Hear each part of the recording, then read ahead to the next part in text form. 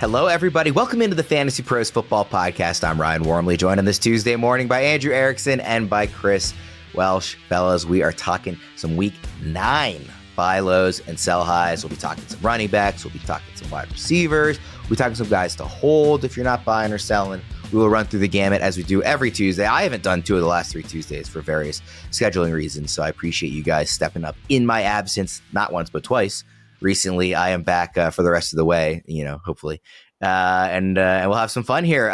Before we jump in, I do want to talk a little bit about Monday Night Football. And not because there was any one thing that I wanted to talk about, but because I was traveling yesterday and I didn't get to watch. So I want you guys to tell me if there is anything relevant, any takeaways I need to have from this game. I'm looking at the box score, of course. Obviously, Steelers won 26-18 over the Giants. Tyrone Tracy, 20 carries, 145 yards. And a touchdown. Najee Harris, 19 for 114. George Pickens, 4 for 74. Calvin Austin had a couple of touchdowns. Looks like mainly a field goal fest, though. So, Erickson, what was kind of your main takeaways watching this that you would want to tell me having missed the game? Yeah, the offenses moved the ball pretty well in the first half, but nobody could score a touchdown because of penalties, because of this and that. But both teams were moving up and down the field. Eventually, we saw the Steelers kind of break things open. Calvin Austin had a punt return touchdown. Somebody asked me on Instagram, between Calvin Austin, Van Jefferson, or Theo Johnson, I need to start one of these guys. I said Calvin Austin. And it came through, and I was very, very happy about it because it was 3 really bad players, replacements for Rico Dowdle, who did not play on Sunday night, or did not play on Sunday. So, yeah, Calvin Austin came through, so I was very happy about that. Tyrone Tracy, him, the new Giants RB1. When you look at the snap counts, it does suggest maybe more of a split, but all the touches were for Tyrone Tracy. He was dealing with an injury throughout. He did get banged up towards the end of the game. So that's something to pay attention to just as we're heading into Week 9. Just monitor his health status because there's a couple good matchups coming up for the Giants in the run game. So all in all, a performance that kind of what we expected. George Pickens had not 1 but 2 touchdowns called back. So don't be frustrated because he didn't find the end zone because he was very, very close. And Russ is definitely looking for him in the red zone. That's what I was going to say. I think we're back to not understanding what a catch is anymore because, I mean, was it really that bad? I didn't see a replay. It's that bad. It's that bad where he caught it. He had his feet down. There was no juggle. When you look at like a replay and you're like, okay, well, I got to find. I guess the problem ultimately is what call they make. They have to have the evidence to pull across. It was catch. It was a touchdown. Like, I don't know what you think about it. Like, the ball doesn't move. His feet are down. It is everything that a catch is. And it is nitpicking that they called that some type of a bobble to incompletion. We don't know what a catch is again. Just the only name we haven't mentioned in terms of mainly fantasy relevant guys, Malik Neighbors, 13 targets, 7 catches, 71 yards, no touchdown. Any standout from that game or seemed just pretty normal? Neighbors game obviously didn't, maybe not as many catchable passes, I'm guessing, 13. Yeah, normal, not catches. Good Daniel Jones is actually what it is. Neighbors had a couple drops too. I mean, I think it's a pretty typical Neighbors performance. A lot of targets, efficiency wasn't great, but it was a tougher matchup. Joey Porter Jr. is a good cornerback for the Steelers, so I won't be worried. Neighbors is still the alpha in this passing game. Okay, cool. So that's our Monday night recap with me contributing nothing. I thank you guys for helping out there. Forced to go rogue, hunted from within. This is Call of Duty Black Ops 6. Developed by Treyarch and Raven, Black Ops 6 is a mind-bending narrative and unbound by the rules of engagement. This is signature Black Ops. Dynamic moment-to-moment gameplay, including a variety of play spaces with blockbuster set pieces, action-packed moments, high-stakes heists, and cloak and dagger spy activity. Best-in-class multiplayer experience will test your skills across 16 new maps at launch, including 12 core 6v6 maps and 4 strike maps that can be played 2v2 or 6v6, marking the epic return of round-based zombies. The fan-favorite mode where players will take down hordes of the undead in 2 brand new maps at launch. You can look forward to even more exciting maps and groundbreaking experiences in both multiplayer and zombies. Call of Duty Black Ops 6 is a spy action thriller set in the 90s by the end of the Cold War and the rise of the United States as a single superpower. Head over to callofduty.com/Black Ops 6 and get in the game. Call of Duty Black Ops 6, available now. Rated M for mature. Let's jump into our week 9 running backs, buy low, sell high. Oh, I should say buys and lows, because really we can include some buy highs and some sell lows if that's the direction you guys want to take it. But this is our running back trade show here for week 9. Let's start with the running backs that we're buying. Welsh, who are you buying at this position? The running back I'm going to buy, I thought that was really hard. I thought a lot of these were really difficult this week. I think Erickson picked some good names. I'm not sure that there were a whole bunch to pick from, especially as we get into week 9. I also think the trade market just becomes a lot tighter. I don't think there's a lot of like fun little sneakiness you can pull off here or there, but there are a few. And one that jumped out to me is Ken Walker right now. I mean, Ken Walker has definitely been a nice little touchdown magnet. Dude's got 6 touchdowns on the year in 6 games played, or actually 7 with a receiving touchdown. But he's only played the last 5 weeks. He missed a couple of those. He has 5 touchdowns rushing over those last 5 games, but the volume hasn't been there. And that's actually something that I'm kind of banking on in this situation. He has not topped 15 carries since week 1. You know, he missed time. They then pushed through with Zach Charbonnet. But this week, it really showed out in one of the worst performances, 9 carries for 12 yards. He has been more involved in the passing game, but one of the reasons behind this was time of possession. The time of possession was like almost like 100% increase across the board, like 20 minutes on the field. This team, Seahawks, they got to get the ball back on the ground. The positive is that we've seen Ken Walker be more involved in that receiving game. He's had 5 or more targets in 4 of his last 5 games, which is killer. As that's kind of been like a Charbonnet-ish thing. But I think moving forward, this team is going to have to rely more on the running game, especially, you know, losing guys like DK Metcalf. And just overall, they've just been a one-dimensional kind of passing team. But Ken Walker looks as good as he's ever looked. You have to actually physically watch him. He looks great. Just the opportunities have not quite been there. Coming up over the next couple weeks, I don't usually talk about trades in a small capsule of like, here's what's coming up in the next couple weeks. But I think there are some favorable matchups. I mean, you know, the 49ers stopped the Cowboys, but the Cowboys can't run. 49ers have been a team you can run on. They're playing them coming off the bye in week 11. They've got the Rams and they got the Cardinals, all divisional stuff. Those are games where the blueprint is run, pound the ball, and manage some time of possession. I just think Ken Walker doesn't have the juice of a RB1 right now in a lot of people's minds, and he might be a great second half buy in the Joe. You know, we talked about Joe Mixon a couple weeks ago where I was like, hey, listen, he's a top 5 running back in the league. He's being valued outside the top 10. This is one of those, like, I don't think Ken Walker is maybe being valued inside the top 15, and I think he can pretty easily crack that. So I'd be trying to go get some Ken Walker shares right now. To that time of possession point, 38.03 for Buffalo, 21.57 for Seattle. So obviously a large disparity there. You know, Erickson, on Walker, was this a matter of game scripts just getting away from them? I mean, Welsh hit on the point that he is more involved in the passing game than he has been in previous years, which at least raises the floor a bit. I mean, if he was 9 for 12, no touchdown, and didn't have that passing usage, then this would have looked, you know, even more disastrous for him. You know, where are you evaluating him, and does this game against a run defense that had a couple of times by some other rushing offenses this season, for them to not have success with that, was that just a matter of game script, or was there any kind of concern for you on the Walker side? I have no concerns for Kenneth Walker. This game for Seattle was an absolute disaster.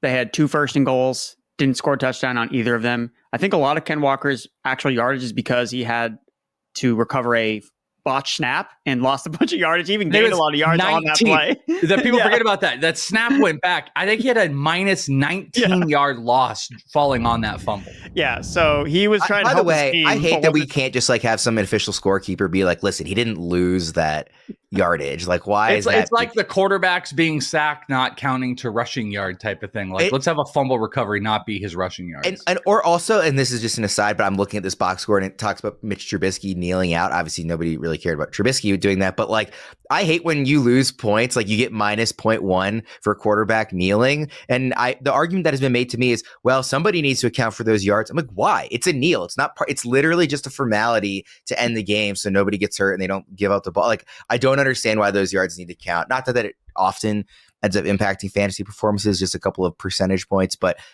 that's always been a pet peeve of mine. So sorry, Erickson, I cut you off. No, again, Ken Walker, definitely a buy. You look at what he's done this season, RB41 last week. He hasn't finished outside the top 21 in any other game that he's played. Now, I know he missed 2 games with injuries. I think really that's his only downside is he's just been banged up, but he's already missed his games this year. He's already hit his requisite missed games for the year. So I feel good about Ken Walker. And going back to the schedule, Welsh, it continues to be good. He faces the Cardinals again in week 14, week 13, plays the New York Jets. So the schedule is juicy for the next 6 or 7 games. We're not sure about the Seahawks passing game. DK Metcalf's been banged up, but he should be back soon. They have the bye week coming up as well in week 10. So I will come with that caveat though. If you need wins right now, he's going to be gone in week 10. So if you're on the fence, maybe this isn't the time to trade for Ken Walker, but if you're feeling pretty good about your roster, you want to upgrade at running back just rest of season, you're in the hunt for your playoffs, I think Ken Walker is a strong buy high.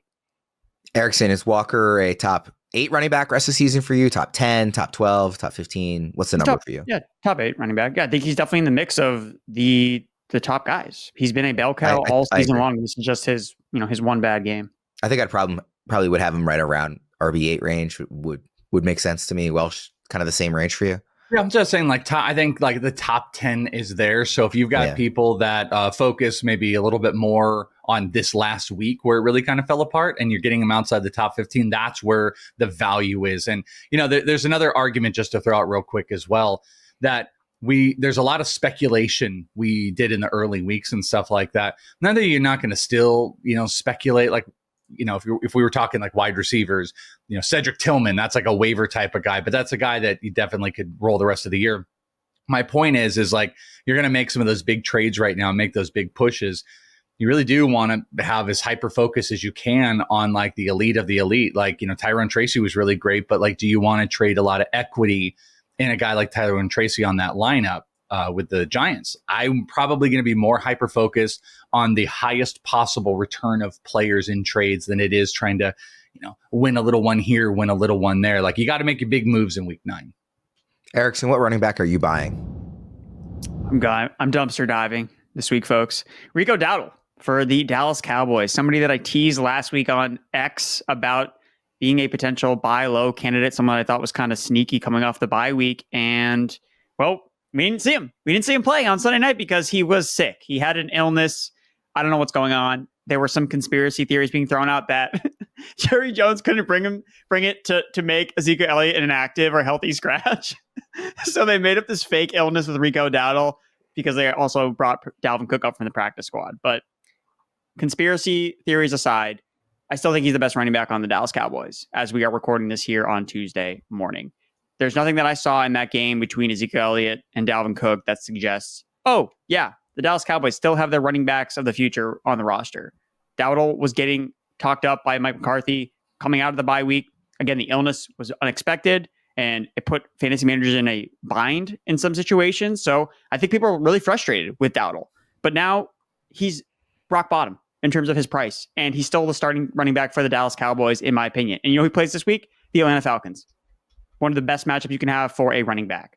So I get the Dallas has struggled to run the football, but what else are they going to do offensively? They have to try something else because what they're doing on offense right now, trotting out the dustiest of dust running backs between Zeke and Cook is not working. So I think that Dowdle at worst, again, even this season, he's been highly involved as a receiver. So I think at worst, he's at least going to have that role. And we saw him have a good game. His best game of the season came against the Pittsburgh Steelers, a really good run defense. So I think Dowdle has the juice. And I'm not scared of either of those guys. Really, the only way I see this not working out is Dallas makes a move running back at the trade deadline, or they sign somebody else, a Khalil Herbert type of player. But besides that happening, I think it's Dowdle's job right now, and nothing I've seen suggests otherwise. So I'm going to buy Rico Dowdle for basically pennies on the dollar. Also, week 15 in the fantasy football playoffs, they play the Panthers. That is extremely enticing. Welsh, do you also see Dowdle as a buy low right now? I like how you were selling it. Sometimes we need caffeine and maybe we don't get a Dr. Pepper, but you get a Dr. Rocket.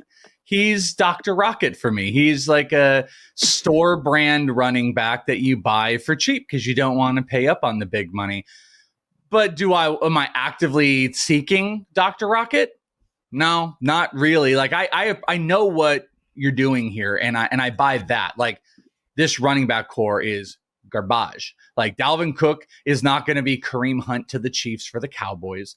Ezekiel Elliott is as washed can be. And to be fair, they gave Dowdle in week 5 20 carries. He was pretty good. 4.5 yards per carry. Like, that was a recipe that some reason doesn't click up here for the team. Keep running the ball. Kind of the same thing back to Ken Walker. You know what a great way to flip time of possession is? Running the ball and managing the clock. Same thing for the Cowboys. Run the ball a little bit more. Establish some of that. That's going to help your passing game. My worry is that they could trade for somebody. Actually, maybe the guy that I'm going to be selling here, that they could trade, and that kills the value. My other main worry with it, it's not so much about Rico Dowdle. It's that this team really hasn't completely learned. I mean, I guess give them credit that you did get 20 carries out of him, but no other game Dowdle has had over 12 carries this entire season. He hasn't been massively involved in the passing game like you see. If he was getting volume, I think he would be like what we're seeing out of like Tyrone Tracy, or frankly, the beginning of the year of the guy that I'm going to be talking about here in a minute. So I can co-sign this from a give me the pennies on the dollar back for a guy that if this team finally decides to just, bulk up and say, all right, let's do this, Dowdle should be the guy because it's not the other two guys. I just don't trust the Cowboys in making the right decision. And I think that's what's hard about it. But if you're getting him for almost nothing, absolutely. It's kind of counter to what I literally set up to say. I'm out here trying to get the highest impact players. What I don't like, I don't want to play the middle ground in trades right now. I don't want to go and buy, a middle.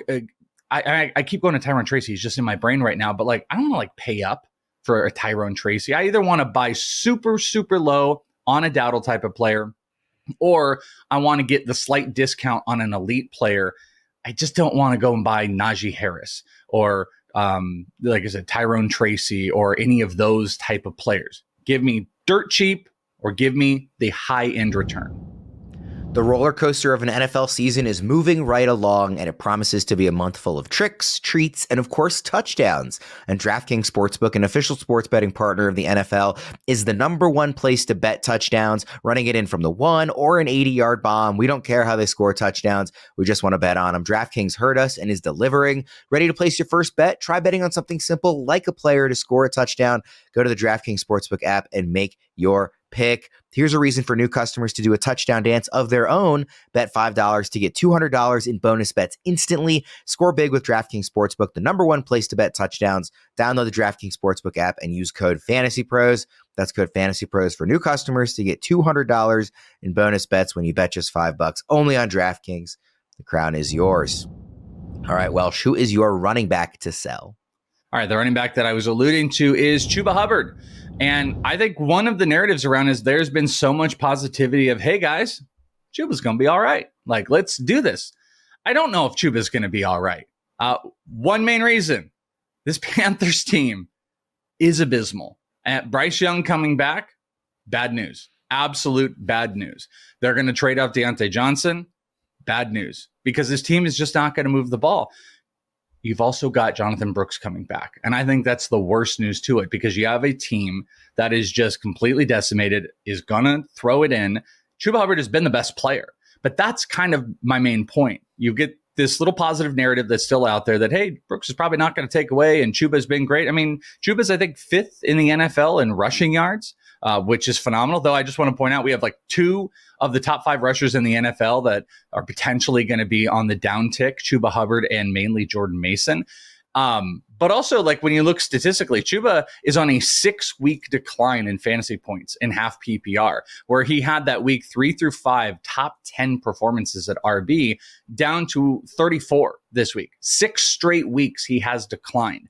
We've also seen a 3 straight week decline in his carries. Overall, we've seen his rushing yards go from that 5 range, very heavily weighted between weeks 2 and 5, where he was rushing and averaging over 5 yards per carry.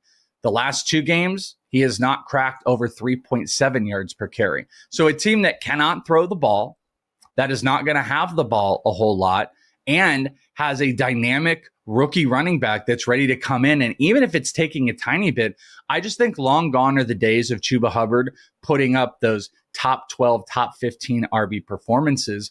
And I feel like this might be, and I'll be wrong about this. Frankly, my sell running backs have not been great this year on some of the guys I've wanted to sell off of.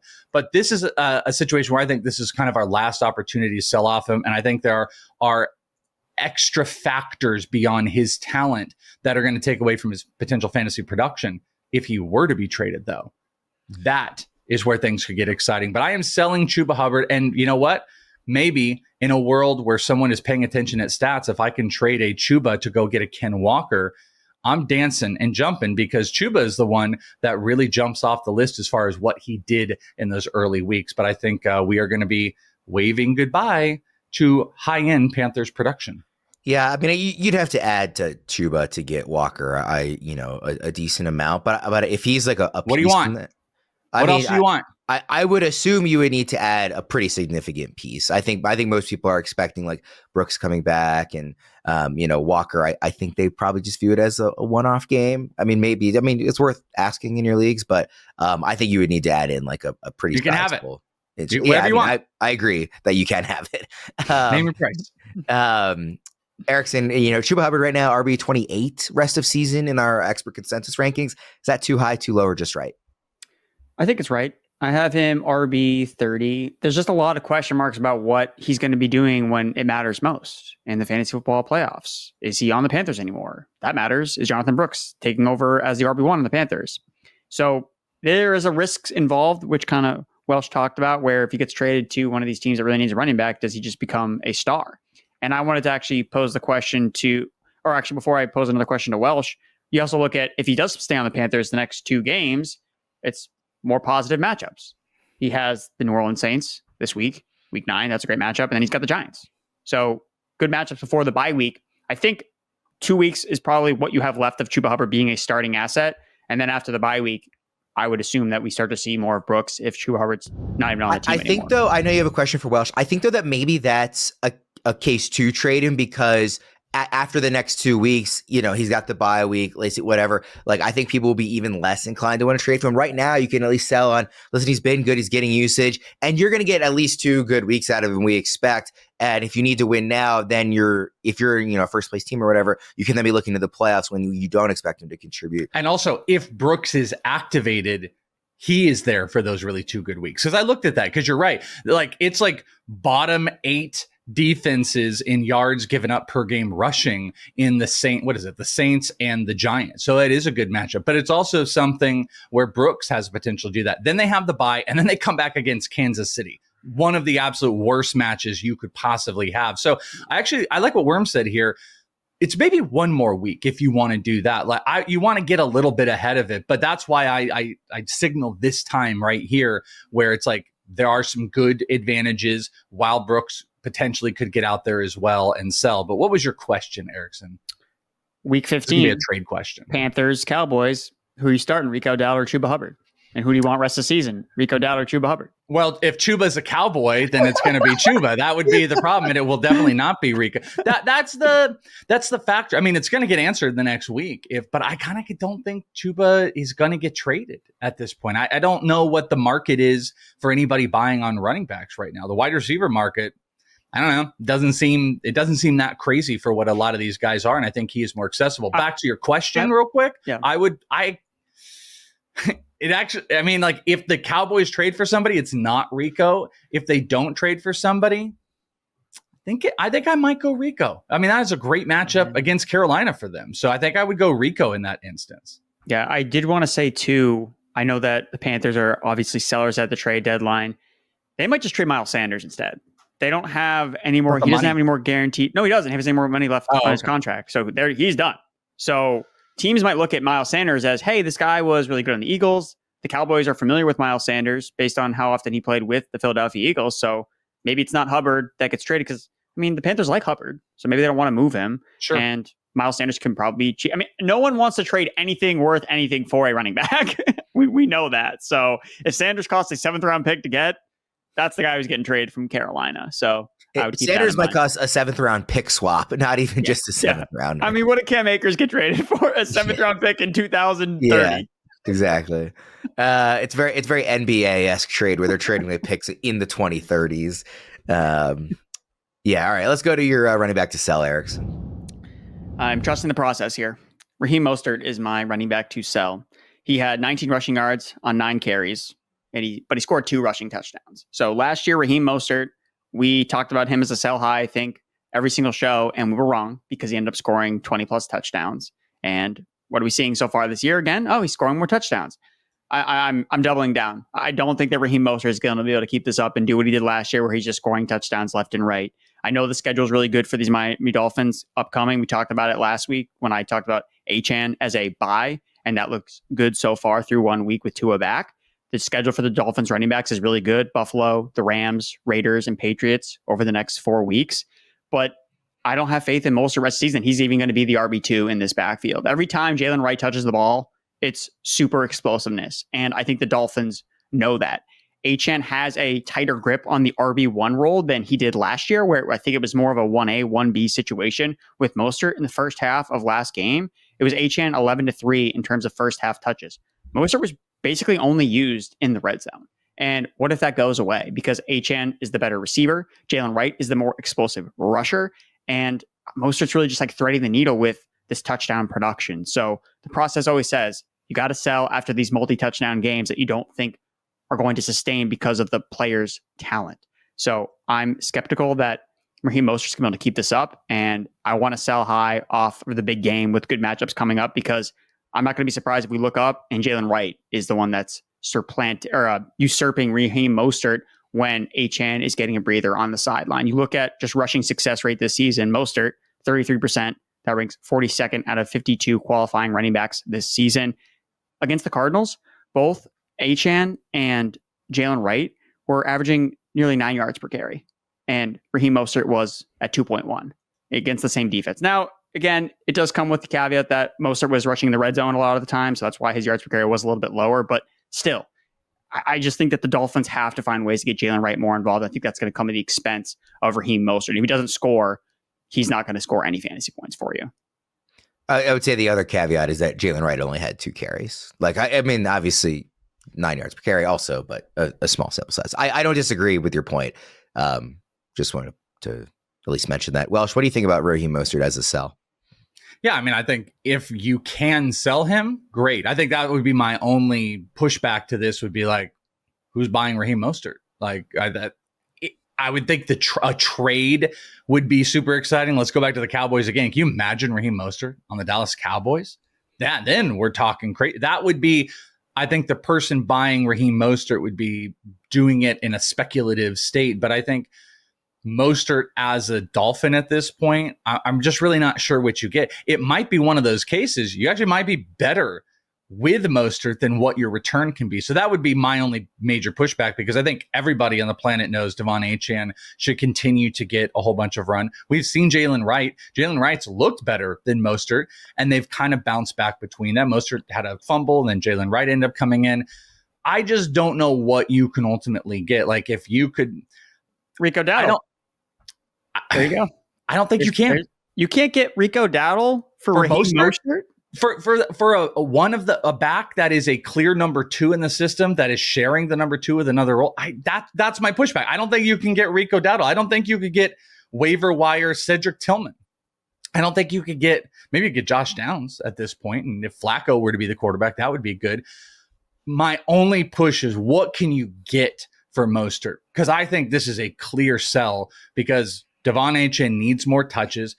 I think we forget, just want to throw this out too, I think we forgot how important Tua is to Achane. We did so much of a focus on Tyreek Hill and Jalen Waddle. You forgot how important it was for Achane for his involvement in the passing game and Tua liking to throw to him. He's going to get his touches. He's going to get Achane his 15 to 20 touches. And then there's a finite amount between Mostert and Jalen Wright. And there wasn't a Jalen Wright last year to take away from Mostert. There is this year. So if we're coming back to, we're poking at some of this stuff like my Chuba thing, and you're poking and you're like, well, you're going to have to pay a whole lot more to get Ken Walker for Chuba, even though Chuba's top 5 or 6 in the NFL in rushing. I think savvy enough people are going to like, what do I have to give you for Mostert? I don't know what that return looks like, but I'm selling it. But so I'm in agreement. I'm in complete agreement. I am getting the hell off of that. Did you get Nick Chubb? No, I don't think so. Am I wrong? I mean, Worm, back me up. Like, what do you think? Tell me if I'm wrong. I don't know what the public perception is of Chubb right now. I would rather have Chubb for sure. But yeah, so that's the point. Could you trade Mostert to get? I don't think you could trade Mostert to get Dowdle or Chubb. So this will probably update a bit during the week, since we're only on Tuesday morning here. But right now in ECR rest of season rankings, Mostert's RB 41. The guys around him are guys like Algier, Jalen Warren, Travis Etienne, Zach Moss, Charbonnet, Pacheco. Those are kind of the names that are sandwiching most. Jonathan Brooks as well. Those are the names that are kind of sandwiching him right now. And then we know, like, as fantasy, like in trades, probably not trading Mostert for a running back. It's probably not a one for one. I think we can ask, who'd you rather rest of season? And that's where it pushes down. But then if you start talking about the equatable wide receivers, like, so if you were trading Mostert to get a wide receiver, you're probably looking at a wide receiver that's in the 40 or 50 range. And I think that, again, that comes back to, like, that's the problem. Like, could you get Jacoby Myers for Mostert? I gotta be honest with you, I'm not sure. Yeah, I'm not sure someone would. If you look at our flex rest of season rankings, the closest receivers to him, Tyler Lockett, Jerry Jeudy, Cedric Tillman is there. That's going to go up this week. Rashad Bateman, Jalen McMillan, Keon Coleman is a little ahead of him. Christian Watson is a little ahead of him. Josh Downs. See, that's interesting. That group is really interesting. And I think what's worth here, because I think the most important thing is, like, agree, sell Mostert. So if you can get Dowdle, slam. If you can get Chubb, slam. But also target maybe some of those wide receivers. I was big last week on Keon Coleman. Maybe someone is like, ooh, I just had this extra free thing in Cedric Tillman, and they want some running back depth. Slam, slam, slam. You can do all of that, and you can also do it on my playbook. You can check out the trade analyzer. You can go through, put some Raheem Mostert trades out there, see what they look like, and put it in the comments below to let us know, because this is an agreement, but this is just a stalemate for me of what does a trade look like for Mostert? Because I think he is the most of everybody we've talked about. It's the most obvious of all of them. And I just think rubber meets the road. What about your boy Jennings on the bye week? Missing it. He's injured. Well, I would slam trade Mostert for Jennings. No, I know. That's what I want. I want people to do that. I agree. Slam. Boom! We're going to give it 2 booms. Oh my gosh. I can't. We have to move on now that you see about Jimmy Fallon? How did they get on Jimmy Fallon? No, I want to give them literally zero airtime on this podcast. So no booms? All right. No booms. When I think about my favorite fall activities, there are plenty of fun adventures on the list. But right at the top, every fall is going to football games live. As I mentioned last week, I just checked off another NFL stadium from my list this past weekend, seeing the Ravens take on the Browns in Cleveland. Obviously, the game did not go the way I wanted it to, but I was actually really pleasantly surprised by the stadium itself. We had a very cool view, from kind of, high up, and we split up the team to sit in different sections. And my section, I actually was really impressed with the stadium. So that was a cool experience outside of the loss. And we got our tickets using Game Time. Game Time has this new feature called Game Time Picks, which filters out the fluff to show you only incredible deals on great seats. It makes getting tickets to see your favorite teams play live even easier. The list of my favorite features on the Game Time app is too long to read everything, but here are some standouts for me personally. I love the Game Time Picks curation, obviously, especially since I can use it for not just sports, but concerts, comedy, theater, and more. I also love the all-in pricing, so there are no surprise fees at checkout. There's nothing in the world more infuriating to me than thinking I know what I'm about to spend on a purchase and then getting hit with a surprise fee at the last second. That doesn't happen with Game Time. Plus, I also appreciate the seat views to get a panoramic view from your seat in the app before you commit to buying. Like I mentioned, our seat view in Cleveland was awesome. High up near the 50-yard line, we got these cool views of the lake on both ends of the stadium. That was another win for Game Time's seat views. So take the guesswork out of buying tickets with Game Time. Download the Game Time app, create an account, and use code FANTASYPROS for $20 off your first purchase. Terms apply. Again, create an account and redeem code FANTASYPROS for $20 off. Download Game Time today. What time is it? Game Time. All right, guys, let's do some quick buy, sell, or hold running back trios. How about Nick Chubb, Bucky Irving, and Javonte Williams? Erickson, Nick Chubb, Bucky Irving, Javonte Williams. Who are you buying? Who are you selling? Who are you holding? I'm going to buy Nick Chubb because I think he's going to get healthier as the season progresses, and he's the cheapest part of this Browns offense that you can get right now. Because if Jameis Winston really takes this Browns offense to a above average level like we saw against the Baltimore Ravens, then Chubb is going to benefit because he's going to have touchdown equity. So I buy Nick Chubb because I think he's also kind of cheap right now. Going to hold Bucky Irving because I think that he looks like the best running back in that Buccaneers backfield. Again, it's not perfect the way that he's used because they use the other guys, but he's been a standout and they need to lean more on the running backs in general with the injuries to the wide receivers. So I'm going to hold Bucky. And then I'm just going to sell Javonte Williams. I can't keep going back to him because he's too inconsistent, whether he's a good matchup one week, bad matchup next week. One week Sean Payton loves him. The next week Sean Payton hates him.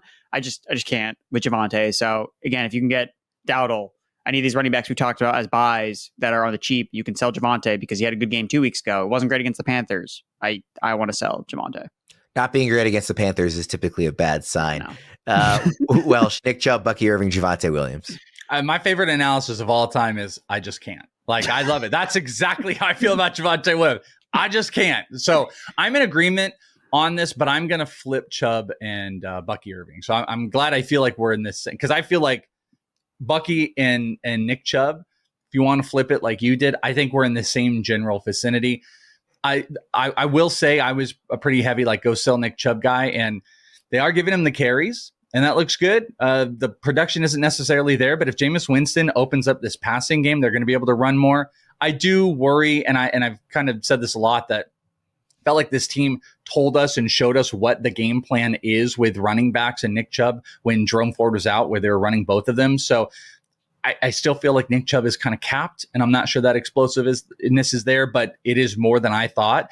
And if he continues to build up, maybe there is a 20 carry game in there. But I'm going to hold him because Erickson said it best, like, Bucky Irving looks great. He just still looks good. And, if Bucky Irving was like Tank Bigsby in that he just ran the ball and he wasn't invested in the passing game, I might feel differently about this. But like Rachaad White is not involved in the running game. He's almost exclusively, his production comes out of the passing game. And guess what?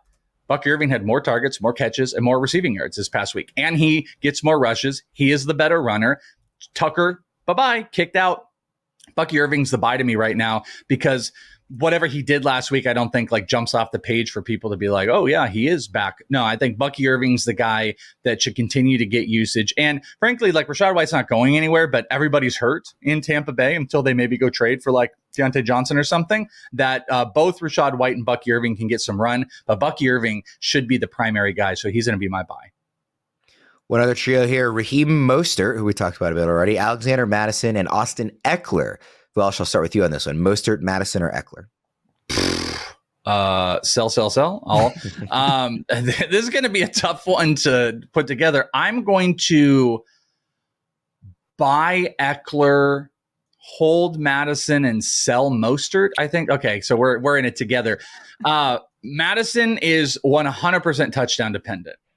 There's nothing. He is, I said this the other day, the Mark Andrews of running backs. Like everyone's like, ooh, Mark Andrews is back. Because of touchdowns. Like that's the only thing. There's no volume anymore. If Mark Andrews didn't get touchdowns, we'd all be crying again about it. But he's getting touchdowns, so good for him. Great offense. Alexander Mattison, horrible offense. Cannot do anything unless he gets a touchdown. So I'm saying a lot of negative about it, but he still is kind of the starter over Zamir White. So he is the hold. I can't put him as a buy. Ekeler, I did it just because of what he can do in the receiving game, but this is like Brian Robinson's job. But I would say like he has the best potential in like a half PPR to get more involved coming off that injury. And like I said before, I have disinterest in Raheem Mostert. Maybe the question of selling is still back to what I said before. What can you get for him? But Erickson, sounds like you and me are together on this one. 100%. Yep. Mattison, you can't trade him for anything. So you have to hold him because no one's going to give you anything you want for Alexander Mattison. But I think that he is an interesting hold because if he just is the RB1 for the Raiders rest of season, like he's going to have good value. Look at the playoffs, Falcons, Jaguars, Saints. 15. That's pretty good. Love that. That's pretty good for Mattison. So as long as the Raiders don't make any splashy moves for a running back, he's completely supplanted Zamir White as the RB1 in this offense. And we saw Zamir White at the end of last year go on absolute tear. And look, Mattison was obviously disappointing in the RB1 role for the Vikings last year. And now he's basically he's basically making Zamir White this year's Alexander Mattison because of him. So I think Madison's the hold. Eckler's the buy for me. I want pieces of this Commanders offense, and Ekeler remains a really cheap part of it. And then I already talked about selling Raheem Mostert. Don't forget about our weekly trade live stream on our YouTube channel where you can come and ask your specific trade questions. We'll be with you every Wednesday at 3 p.m. Eastern. For those listening on the podcast, just go to youtube.com/fantasypros, subscribe, and click the bell to be notified of all of our weekly live streamings. Those are the running backs we are buying and selling, and some of them that we are holding. For Welsh and Erickson, I'm Ryan Wormeli. Thank you, everybody, for tuning in. We'll see you again next time.